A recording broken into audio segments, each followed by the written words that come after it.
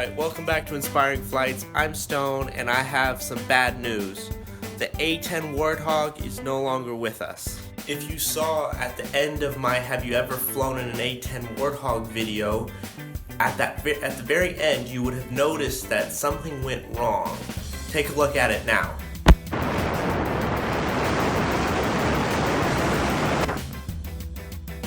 What happened was I got too far out and I lost depth perception and I crashed. Let's go back in time and take a look at some of the footage.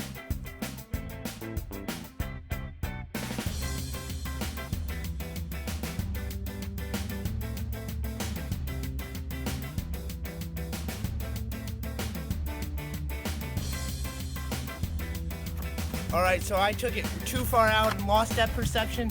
There's part of the wreckage over there.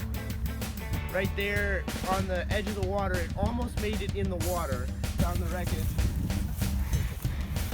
Alright, we gotta clean it up. We'll get back later.